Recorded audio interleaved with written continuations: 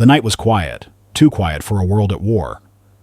Beyond the barbed wire, the forest whispered in the cold wind, its shadows stretching long over the empty watchtowers. Somewhere in that darkness a man was running, his breath shallow, his boots heavy, his uniform torn, but still unmistakably German. A Luftwaffe pilot, a prisoner, a fugitive. It was December 1944, deep in the American Midwest. Snow had begun to fall over the pine forests of Illinois, blanketing the rows of wooden barracks that made up one of the hundreds of prisoner-of-war camps scattered across the United States. Behind those fences were thousands of captured German soldiers. Airmen, sailors, infantry, men who had once fought for Hitler's Reich, and now spent their days cutting lumber, repairing roads, or staring at the gray American sky, wondering if their country still existed. Most never tried to escape, but one did. His name was Oberfeldwebel Franz Keller, a Luftwaffe pilot, shot down over France and captured by American troops after D-Day. He was 27 years old, with pale blue eyes and a face hardened by exhaustion, more than hatred. For months he had watched the same barbed wire glisten under the morning frost, heard the same roll calls, the same orders. He felt the walls of captivity closing in, and one cold evening he decided to defy them. No gunfire. No alarm. Just a stolen moment of fog, a distracted guard, and a hole beneath the fence. By dawn, Franz Keller was gone. The camp officers searched the perimeter for hours. Bloodhounds sniffed the trails. Jeep engines roared down the back roads. Flyers went out to nearby towns, warning civilians not to approach an escaped German airman. Yet, as the days passed, the trail faded beneath fresh snow. It seemed Keller had vanished into the American wilderness, another ghost swallowed by war. But that was only half the story. 3 nights later, as another storm rolled across the fields, a lone figure appeared at the camp's outer gate, his face hollow, his eyes sunken, his uniform stiff with frost. He staggered toward the sentry post and stopped under the yellow glare of a lantern. It was Keller. He raised his trembling hands. His voice cracked in broken English. "I want to come back." The guard on duty, Sergeant William Hayes, froze. He recognized the face instantly. The same man whose escape had turned the camp upside down only days before. And now, here he was again. Gaunt, shivering, eyes full of something Hayes couldn't quite name. Not fear, not guilt, something else. Hayes lowered his rifle slowly.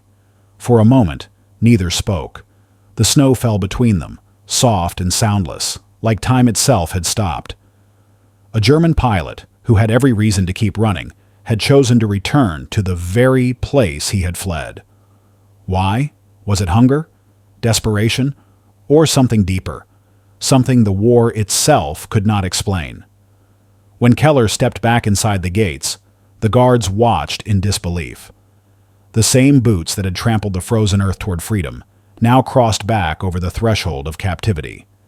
He asked for food, for warmth, for silence.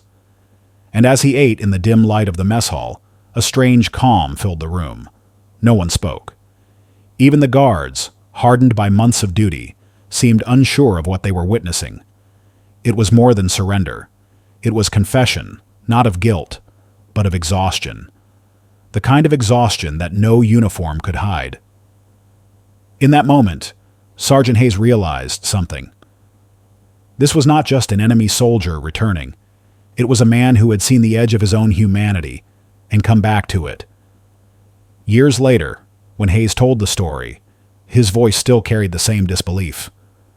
He could have kept running, he said, but he came back to the same camp, to me. No medals, no gunfire. Just 2 men on opposite sides of a war, standing under the same snow. And perhaps, for a brief moment, both understood what history so often forgets. That sometimes, surrender is not defeat. It's the last act of courage left to a human soul. When most people think of the Second World War, they picture Europe in ruins, bombed cities, ruined cathedrals, endless columns of soldiers marching under gray skies. But few remember that across the Atlantic, in the quiet heartlands of America, war had built its own hidden world. By 1944, there were more than 400 prisoner-of-war camps scattered across the United States. From the deserts of Arizona to the pine forests of Wisconsin, they held over 425,000 Axis soldiers, mostly Germans, a few Italians, and a handful of Japanese. Illinois alone had several, guarded not by battle-hardened veterans, but by farmers, students, and small-town policemen trained in basic military routines. Most of these camps were far from cities, surrounded by forests or cornfields, far enough that escape meant crossing hundreds of miles of open land, without money, without maps, without knowing the language. These men, captured in North Africa, Italy, and France, were brought across the Atlantic in Liberty ships, chained, seasick, staring through the portholes at a horizon they no longer controlled. Many of them were pilots like Franz Keller, downed in dogfights above the Western Front. They arrived in America expecting hatred. But what they found was something else. In the camp, they were given food, clothes, even cigarettes. They worked in nearby farms, chopped lumber, built roads. For some, it felt like an exile without violence, a strange, almost peaceful captivity in a foreign land untouched by bombs. But beneath the calm, something heavy lingered. To the Americans, these were enemy combatants.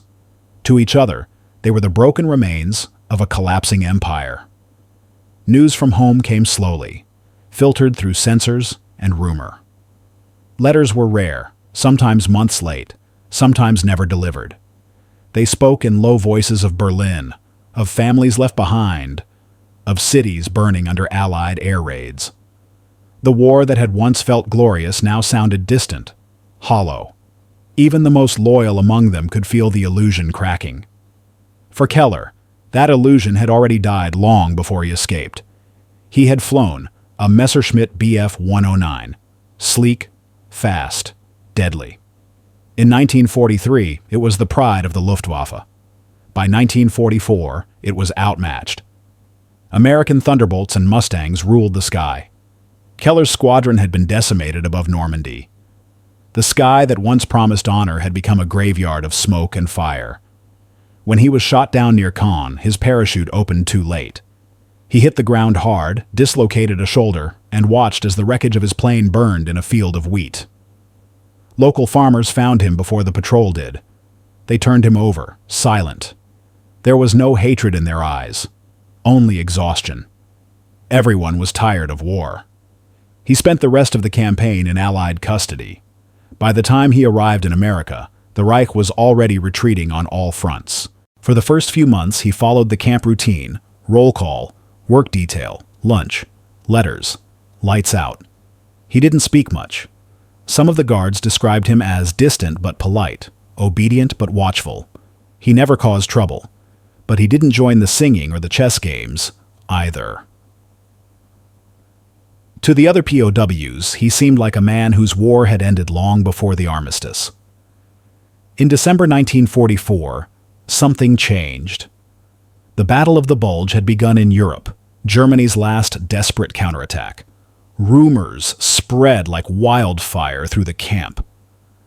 The Reich is striking back, some whispered. The Americans are being pushed out. For the first time in months, hope flickered in the eyes of the prisoners. But Keller didn't share it.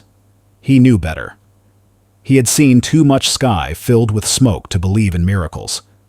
Yet the news disturbed him in another way. It made him restless. The others dreamed of victory. He dreamed of home. That restlessness grew in the long winter nights. Every morning, he saw the same guard at the gate, Sergeant Hayes, young, American, no older than him. Sometimes their eyes met. There was no hatred there, just distance. The silent acknowledgement of two men, caught in a war neither fully understood. It was said that one evening, after lights out, Keller sat by the barracks window for hours, staring at the snow. A fellow prisoner heard him whisper in German, Freedom is not out there. It's gone. But a week later, he escaped. Some said it was instinct, the pilot in him refusing to stay grounded. Others thought it was despair, a final attempt to reclaim control over his own fate. Whatever it was, the barbed wire was no longer enough to contain him. He slipped out during the fog shift, crossed the frozen ditch, and disappeared into the woods. For the first time in months, there were no guards, no orders, no fences, only the vast, silent freedom of the American forest. The guards assumed he was heading north, maybe toward Canada. They organized search parties, but the snow erased his tracks. What they didn't know, what no one could have guessed, was that the forest would not lead him to freedom. It would lead him to a reckoning. A reckoning not with America, not with war, but with himself. The forest at night was a world without direction, only the whisper of wind through the pines, and the crunch of Keller's boots breaking the thin crust of snow. Above him, the sky hung heavy with clouds. No stars, no moon, just the vast black silence of a country that did not know his name. He had escaped before midnight. The guard towers were dark silhouettes behind him now, fading like ghosts. His lungs burned. His fingers were numb. But for the first time in months, there was no fence in front of him. Freedom. The word sounded hollow in his mind. He had no map, no compass, only an old wool coat stolen from a work detail, a crust of bread, and the stubborn instinct that had once kept him alive in the skies over France. Every sound in the dark, a snapping twig, a distant coyote, made his body tense like a pilot under fire. He followed the faint silver ribbon of a river through the woods. It led north, he thought, maybe toward Wisconsin, maybe toward the border. Canada, they said, did not send escapees back. He could disappear there, change his name, wait out the war. But as the hours passed, the cold deepened. The snow turned to sleet. His boots, still wet from the riverbank, froze. Stiff. The wind cut through his coat like knives. By dawn, his breath was a mist of pain. He found a small barn near a cluster of fields, the first sign of human life since he'd fled. He slipped inside and collapsed onto a pile of hay. The air smelled of oil and grain. In the corner, an old tractor sat covered with frost. Keller took off his coat, pressed his shaking hands together, and waited for daylight. When morning came, the sound of distant bells carried through the cold air. Church bells. Sunday. Somewhere not far away, an American town was waking up, families walking to service, children laughing, a life that seemed impossibly far from the ruins of Europe. Keller stayed hidden, listening. For the first time, he felt not hunted, but invisible, forgotten by both sides of the war. He thought of his mother, somewhere in Stuttgart, perhaps buried under rubble now. He thought of his squadron, of faces he would never see again, the men who once believed they were defending something noble until the sky burned it all away. And then he thought of the guard, Sergeant Hayes. That quiet, watchful American who never shouted, never mocked, the one who once had given him an extra cigarette during a snowstorm. Cold's the same on both sides, Hayes had said. Keller had said nothing, but he'd remembered. Now, lying in a stranger's barn thousands of miles from home, he thought of that moment again, and for the first time, he wondered if he had made a mistake. By the second day, hunger began to gnaw at him. The bread was gone. His hands trembled from the cold. He tried to steal from a nearby farm, a few potatoes from a cellar, a tin of milk from a doorstep. The guilt was heavier than the hunger. He had been raised in discipline, trained to obey, to endure. Yet here he was, crouched in the shadow of a country that had fed him better as a prisoner than as a free man. The irony stung deeper than the wind. That night, a storm came. The wind howled through the forest like the sound of engines in a dive. Trees bent. Snow turned to icy rain. Keller huddled beneath a half-collapsed shed, his body shaking uncontrollably. He could feel his strength slipping away, hour by hour. Freedom, he realized, was colder than captivity. When dawn came, his lips were blue, his body stiff. He tried to stand, but his knees buckled. He thought of continuing north, but there was no north anymore, just white, endless emptiness. He stared at his hands, cracked, dirty, trembling. This wasn't what he'd imagined. In his mind, he saw the cockpit of his Messerschmitt again, the dials glowing faintly, the hum of the engine, the sky alive with light. He saw his comrades laughing before takeoff, the world below them vast and bright.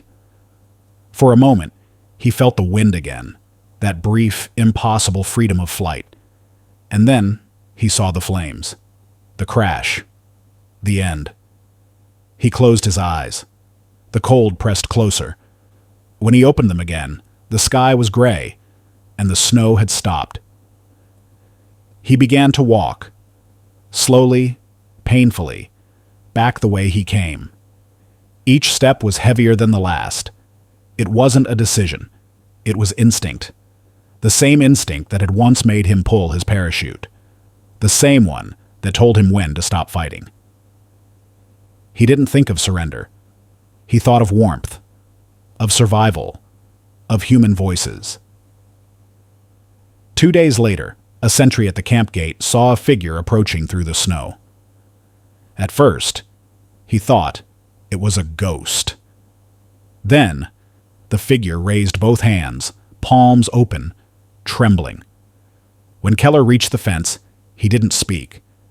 He just looked up at the guard tower and waited. The searchlights found his face. Pale, hollow, with eyes that no longer looked like an enemy's. He had returned to the only place left in the world that still had a name. And somewhere inside, he knew this was the only sky left he could still live under. When Franz Keller appeared at the gate that morning, the snow was falling again. Slow, deliberate, endless. The sentry called out, and within minutes, alarms echoed through the camp. Officers rushed to the wire. Guards tightened their grips on rifles, half expecting a trap. But there was no resistance, no chaos. Only one man standing in the snow, arms raised, trembling, his breath forming clouds in the frozen air. He was thinner now. His face was cut and bruised, his uniform stiff with ice. The look in his eyes was not that of a fugitive caught, but of a man who had finally reached the end of something. Not just the end of flight, but the end of himself. Sergeant William Hayes was among the first to arrive. He stared at Keller from behind the fence. For a moment, neither spoke. The last time Hayes had seen him was 4 nights earlier, during evening roll call.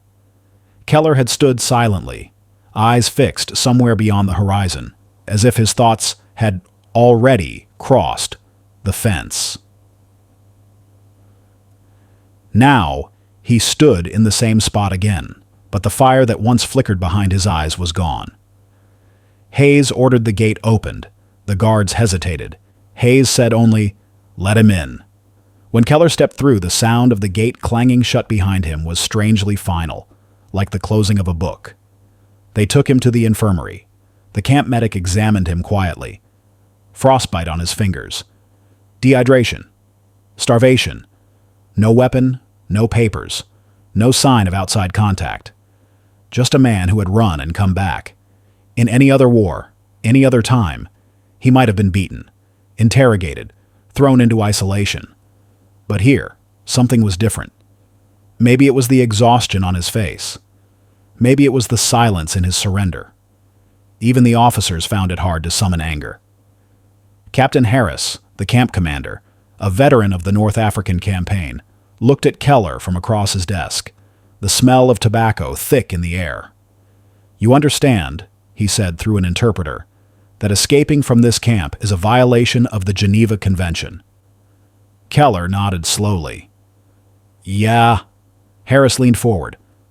"And yet you came back." Keller hesitated. His English was halting, Careful. I had nowhere else to go. The interpreter translated. Harris studied him for a long moment, then dismissed him to confinement. But even as Keller was led away, Harris muttered to himself, "No place to go. Maybe that's the truest thing I've heard this whole damn war."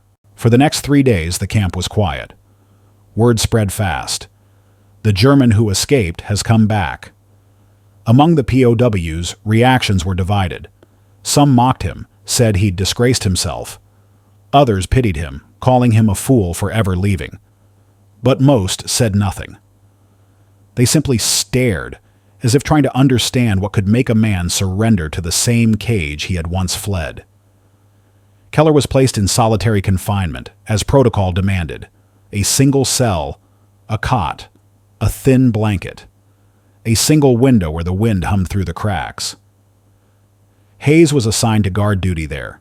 Each night he saw Keller sitting on the cot, unmoving, eyes lost somewhere in the past. Once, Hayes asked quietly through the bars, "Why'd you come back?" Keller didn't answer at first. Then, in a voice roughened by frost and silence, he said, "Because I found nothing out there." Hayes frowned. "Nothing?" "Snow," Keller said, "and hunger, and ghosts." He looked up. Out there I remembered faces, voices, my mother's kitchen, the sound of church bells. But they were all gone. I thought freedom meant something. But when you have no home, no flag, no people, freedom is just another word for being alone. Hayes said nothing. He could feel the truth of it, even if he couldn't name it.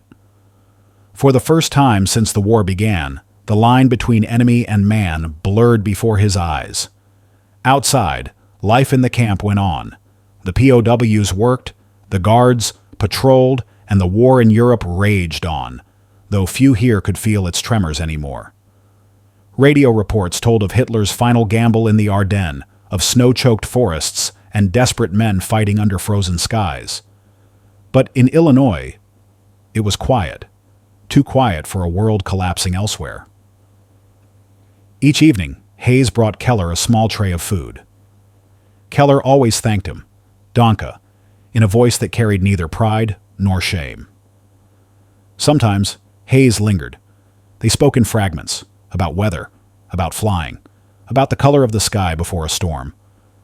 One night, Hayes asked, "Did you believe in it? The Reich?"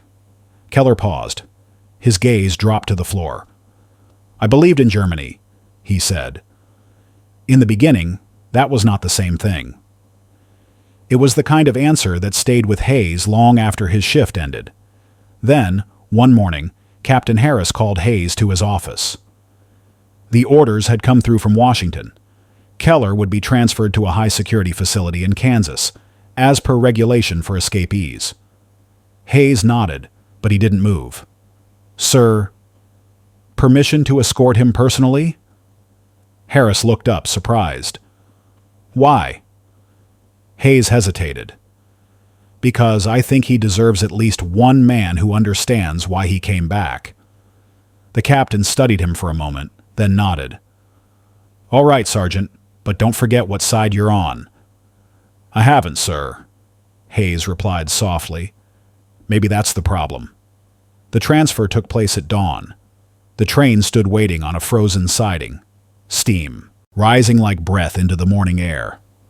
Keller, handcuffed, stepped aboard without resistance. Hayes followed, sitting across from him. The rhythmic clatter of the wheels filled the silence. For miles, neither spoke. Outside, the landscape rolled by. Endless white fields, leafless trees, an America that seemed untouched by war. Finally, Keller said quietly, "Your country is very large." Hayes nodded. "Sometimes too large. You can get lost in it." Keller gave a faint, tired smile. "Yes," he said. "I know." They sat in silence again. Two men, from opposite worlds, bound by a war that had already taken too much. In that silence, the faint line between victor and vanquished blurred, replaced by something simpler, heavier, more human, The train rattled across the frozen plains, its iron wheels humming a lonely rhythm against the silence of the American winter. Inside one of its cars sat two men, one in uniform, one in chains. Sergeant William Hayes watched the countryside blur past the frosted window, his reflection faint in the glass.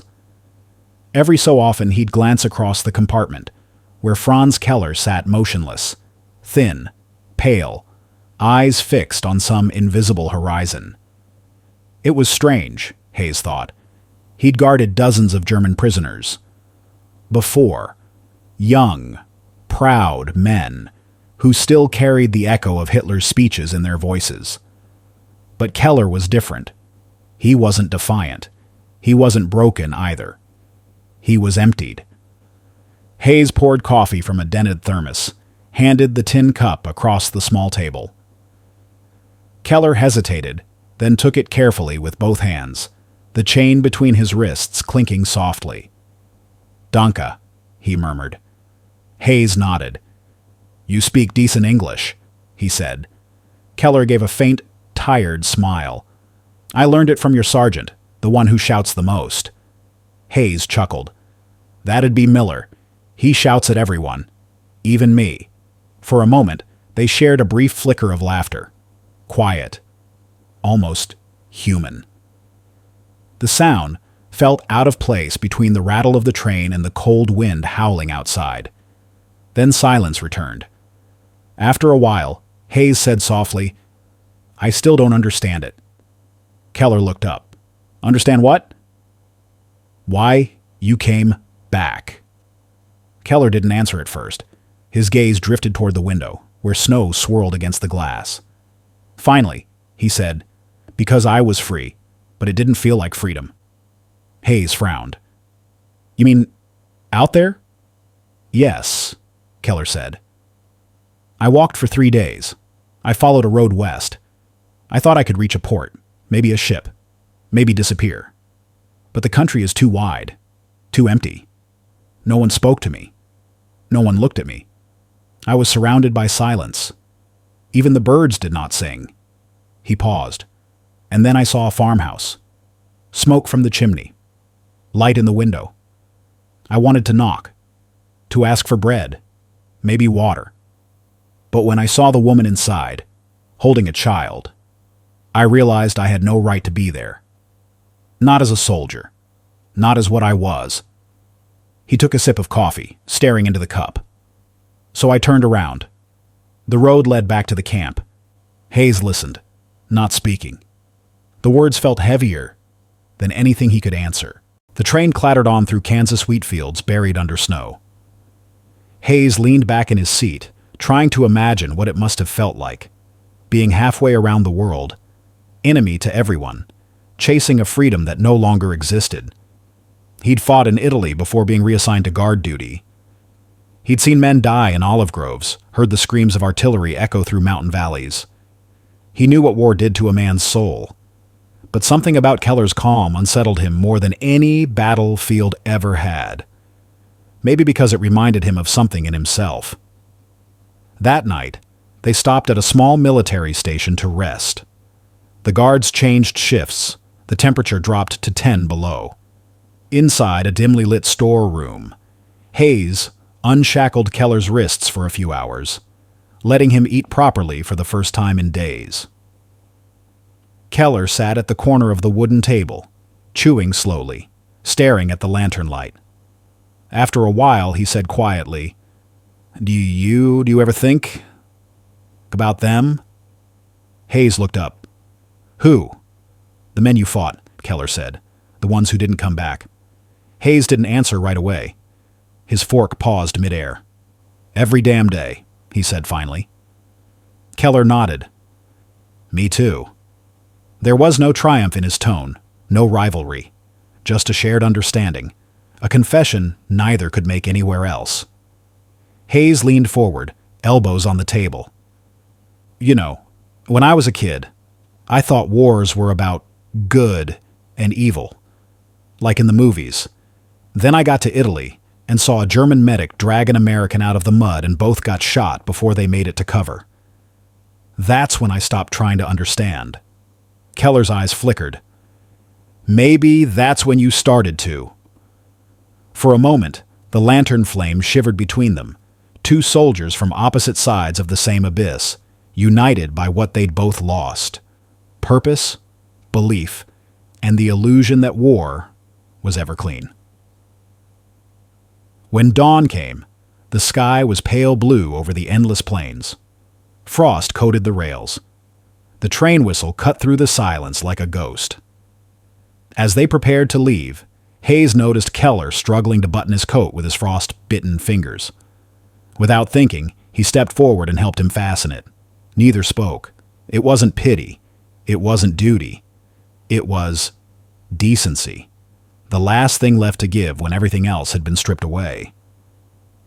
Later that morning, as the train neared the high-security facility at Fort Riley, Keller looked out the window again. "Do you think the war will end soon?" he asked. Hayes sighed. "They say Germany's collapsing. Maybe a few months?" Keller nodded slowly. "And when it ends, what happens to men like me?" Hayes hesitated. "You'll go home." Keller's gaze didn't move from the window. "To what home?" he whispered. Hayes had no answer. He realized then that Keller wasn't talking about a place, but about the man he used to be. When they reached the camp, Hayes escorted him through the gates. The snow was falling again, soft and relentless. Keller turned once before entering the barracks. "Sergeant," he said, "thank you." Hayes nodded. "For what?" "For seeing me." And then Keller was gone, swallowed by the ranks of gray uniforms and the noise of another day in captivity. Hayes stood there for a long time, watching the snow bury the footprints between them. For the rest of his life, he would remember that moment. The silence, the snow, and the realization that sometimes the greatest act of courage was not in fighting or fleeing, but in returning. Because somewhere in that surrender, between guilt and grace, two enemies had briefly become men again. The war ended quietly, almost without sound. In Europe, the cities lay in ruins. Berlin, a skeleton of stone and smoke, its flag torn from the Reich Chancellery. The rivers carried ashes. The streets were filled with ghosts. And across the ocean, in the silent heart of America, the camps that once held the enemy began to empty. Letters came from Washington, stamped with the seal of victory. All German prisoners are to be processed and repatriated. At Camp Stark, Illinois, Sergeant William Hayes read the memo twice before folding it into his coat. The snow was melting outside. For the first time in years, he could hear the sound of birds again. He walked the familiar gravel road past the barracks, now quieter, almost gentle in the spring light. The fences still stood, but something invisible had changed. The war was over, and yet he knew it would never truly end for the men inside.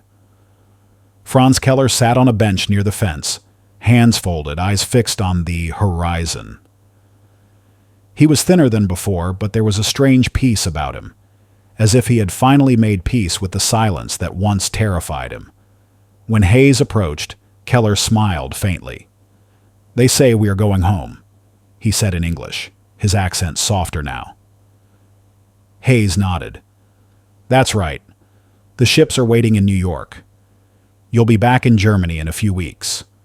Keller's gaze drifted to the distance, where the pines shimmered under the afternoon sun. "Germany," he repeated quietly. "I wonder what that word means now." Hayes didn't answer. He didn't know anymore. Over the next few days, the camp filled with the strange, restless energy of departure. Prisoners scrubbed their bunks, folded their uniforms, packed the few belongings they had kept through the years: a Bible, a photograph, a letter never sent. There were no cheers, no celebrations. Just a steady, solemn rhythm of men, preparing to leave the place that had somehow become the only certainty left in their lives. Keller spent most of his time near the gate, the same gate he had once escaped through, and the same one he had returned to. Hayes often found him there, standing silently, as if waiting for something that never came.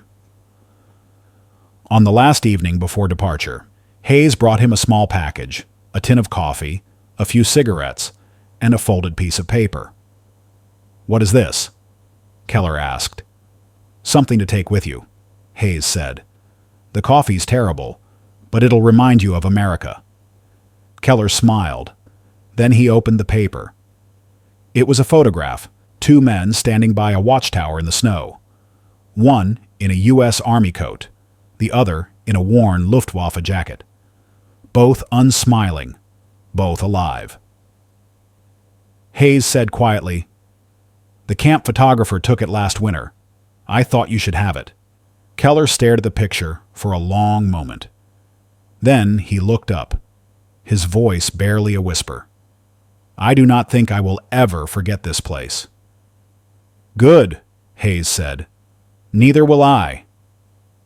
They stood there in silence, the spring wind rustling through the barbed wire that no longer mattered.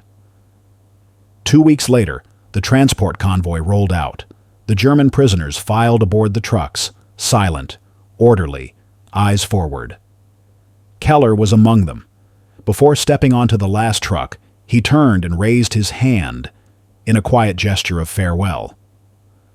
Hayes lifted his in return. The engines roared to life. The trucks rumbled down the dirt road, leaving behind a trail of dust and silence. And then they were gone. Just empty barracks, empty bunks, empty air. The camp itself seemed to exhale, as if its purpose had finally been fulfilled. Months passed. The fences came down. The guard towers were dismantled. By winter, Camp Stark was just a scattering of concrete foundations and overgrown weeds. America had moved on, but Hayes could not. He returned to civilian life, took a job as a postal clerk in Chicago. He married, had a daughter. The years softened around him, like snow melting into spring. Yet sometimes, when he saw the frost forming on the window at dawn, he thought of Keller, standing in the snow, hands raised, asking to come back. He would never forget that look, not of fear, but of weary surrender. It haunted him not because it was tragic, but because it was true. 20 years later, in 1965, a letter arrived. It came from Germany. The envelope was yellowed with age, addressed in neat handwriting. Inside was a short note and a small photograph. "Dear Sergeant Hayes, I do not know if this letter will reach you. I found your name in the old records kept at Fort Riley. I wanted to tell you that I am alive, and that I have never forgotten the winter of 1944. When I came back to the camp, I thought I was returning to prison. But in truth, I was returning to the last place where I still felt human. You did not treat me as an enemy that night, and that made all the difference. Germany is rebuilt now. There are new cities, new people, new flags. But sometimes, I still dream of that snow in Illinois, and of the silence between us, not as emptiness, but as understanding. Thank you for seeing me as a man, when the world no longer could." Franz Keller. Hayes read the letter 3 times. Then he sat quietly at the kitchen table, staring at the photograph tucked inside. It showed an old man standing by a small wooden fence in a sunlit field. Behind him, a new house, a small garden, children playing in the distance. Keller was smiling. That night, Hayes took out his old army coat and the photograph he'd once given Keller, the copy he'd kept for himself. 2 men in the snow, separated by wire and history, but joined by something far greater. He placed both photos side by side on the table. In one, the past, war, cold, surrender. In the other, the present, peace, life, forgiveness. And in the quiet between them, everything that history could never quite explain. Hayes never wrote back. He didn't need to. Some silences, he had learned, are already answers. As he sat by the window that night, watching the snow begin to fall again, he whispered the words Keller had once said, "When you have no home, no flag, no people. Freedom is just another word for being alone. Then he smiled, not sadly, but gently, because now he understood what Keller had discovered all those years ago, that sometimes surrender is not the end of freedom. It's the beginning of humanity. When the war finally ended, over 370,000 German prisoners of war had passed through American soil. They worked the fields, built roads, repaired railways, and without knowing it, left quiet fingerprints on a country that had once been their enemy. Most were repatriated by 1946. Some never made it home, their names etched only in small cemeteries, under simple white crosses marked German Prisoner of War. Others stayed, quietly blending into the American landscape. Farmers, carpenters, mechanics who married local women and chose never to return to the ruins of Europe. Franz Keller's story was one among thousands, but his was the one that revealed something many chose to forget, that behind every uniform, there was still a man. In Germany, Keller returned to a homeland he barely recognized. His family home in Hamburg had been flattened by Allied bombing. The streets were rubble. The air still carried the faint smell of ash and iron. He found his mother's name among the dead, his father's in a Red Cross list. Missing. The war had devoured everything. And yet, he did not curse the victors. He simply began again. He worked in a small post office, sorting letters in a town that was still half in ruins. He never flew again. Sometimes, on quiet evenings, he would watch the planes passing high above, silver wings against the clouds, and wonder how something so light could cause so much destruction. He married a nurse who had tended the wounded during the final months of the war.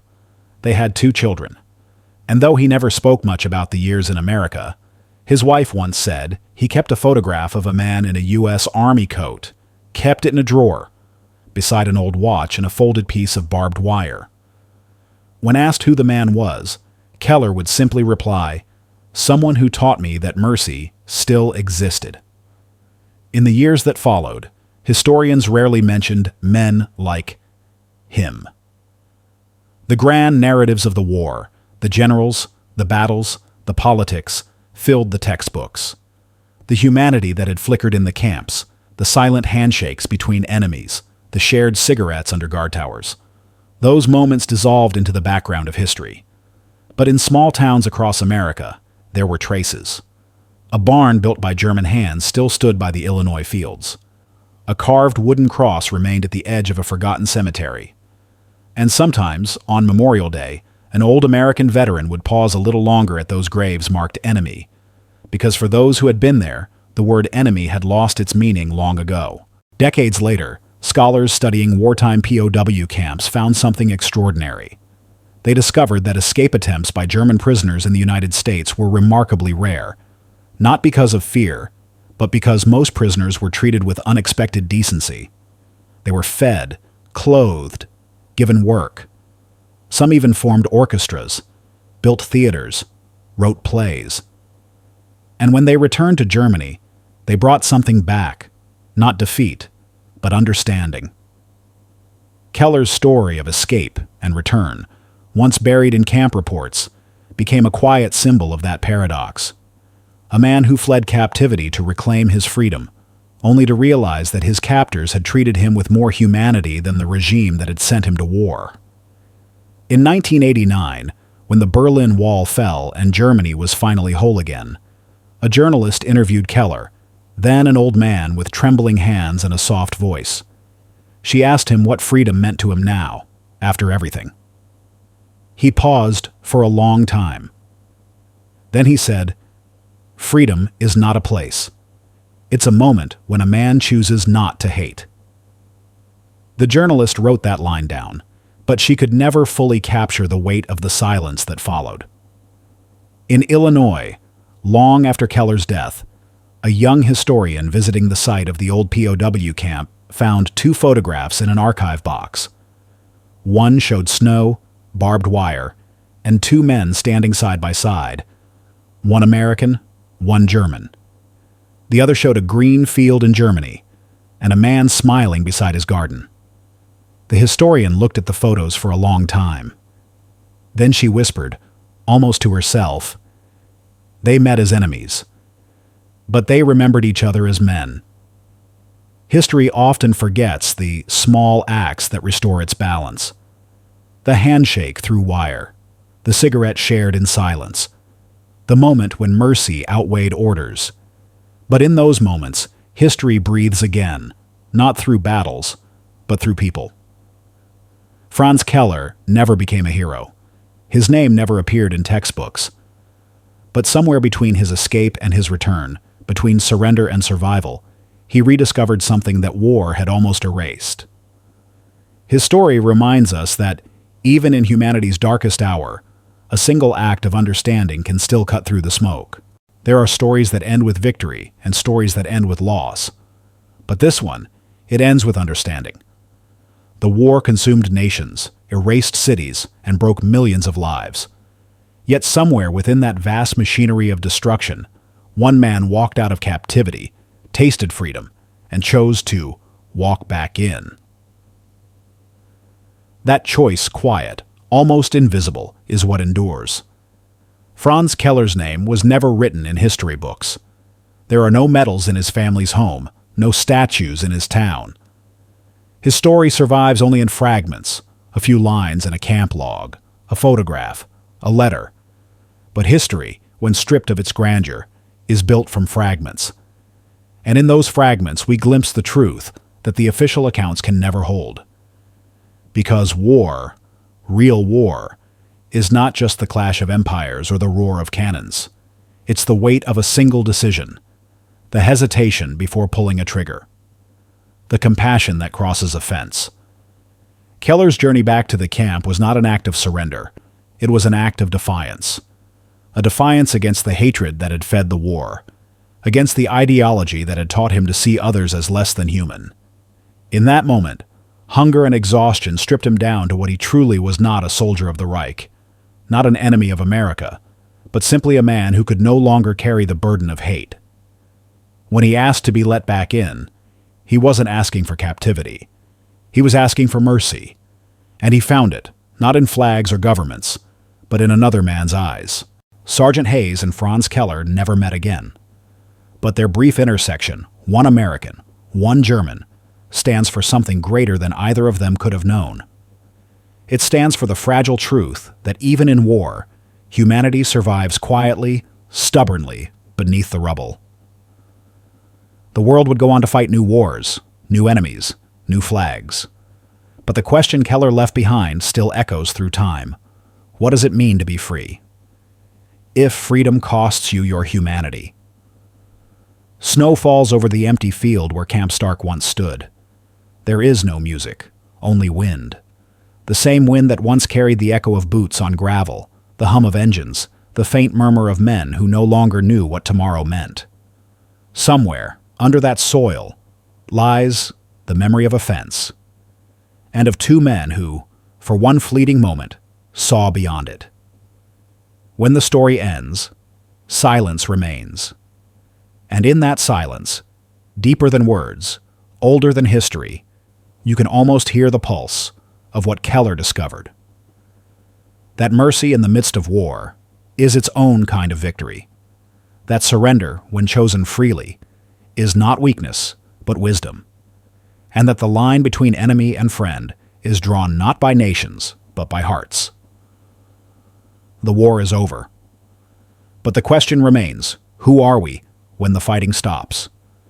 And somewhere, if you listen closely, you might still hear the answer, carried softly through the snow, across time, across silence. We are only human.